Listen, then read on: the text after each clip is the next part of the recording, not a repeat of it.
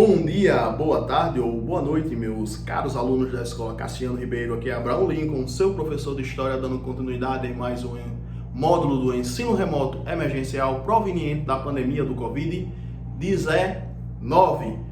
Graças a Deus, provavelmente, dentro de pouco tempo, vamos conseguir produzir uma vacina para este vírus e as aulas voltarão ao seu formato comum, seu formato tradicional, seu formato padrão, que é a aula presencial. Mas até lá, vamos por meios digitais, que é este. Hoje quero falar com vocês sobre o início da Revolução Francesa. Essa aula vai começar agora, mas vai terminar na próxima. O que eu quero que vocês entendam é que a França do século XVIII, ela foi marcada por vários tipos de crise. Crise de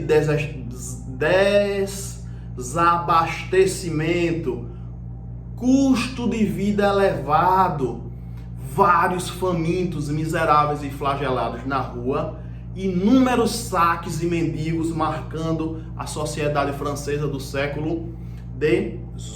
Quando eu falo de crise de desabastecimento, é que faltava comida nas prateleiras, meus nobres alunos. O que é que acontecia? Havia inúmeras manufaturas, pequenas fábricas rústicas, rudimentares, antigas e arcaicas, mas que geravam emprego, geravam renda e geravam uma produção econômica na França.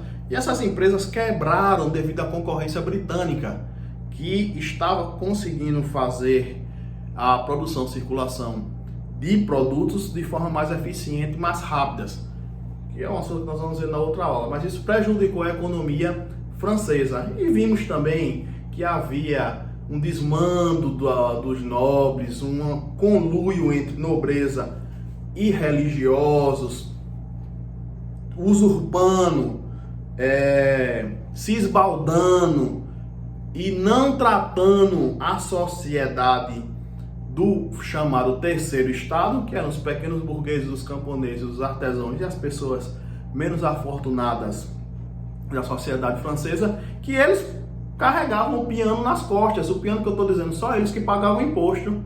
Então, neste cenário, o povo se revoltou.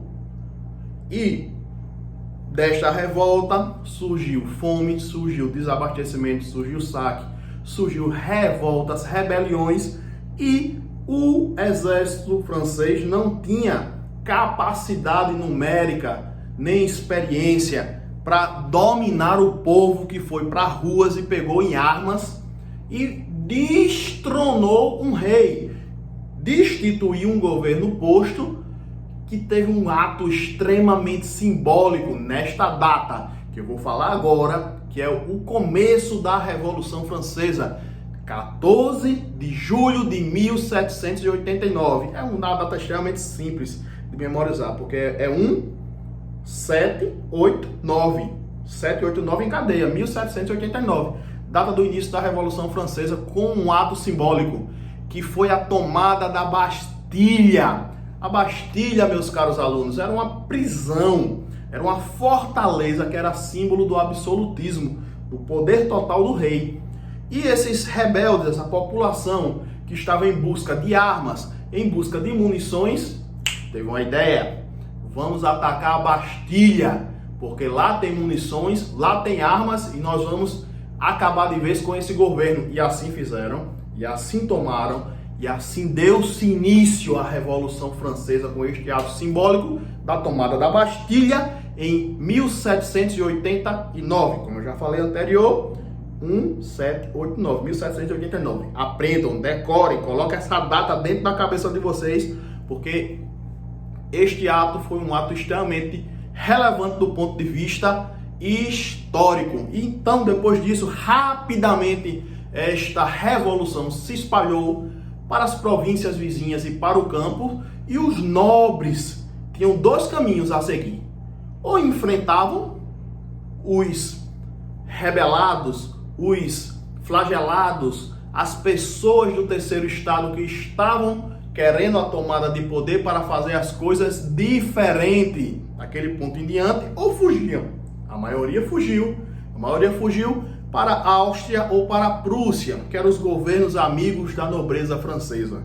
Quem não fugiu, enfrentou e foi derrotado, provavelmente a maioria morto, decapitados pela guilhotina, que nós vamos falar na próxima aulas, que é o símbolo também da morte rápida e da Revolução Francesa, que foi inventada essa máquina de matar naquele período. Mas aqui é assunto para uma próxima aula.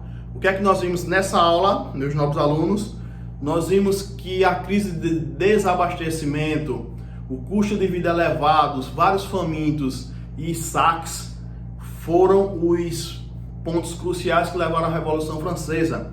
Nós vimos que o ato simbólico da tomada da Bastilha foi o momento inicial da Revolução Francesa e nós vimos que rapidamente esse movimento se espalhou para as províncias e para a zona rural da França. E os nobres enfrentavam e eram dizimados, mortos e destruídos, ou fugiam e se refugiavam na Áustria e na Prússia. Aqui eu dou por encerrada a aula de hoje. Essa aula vai ter uma continuidade.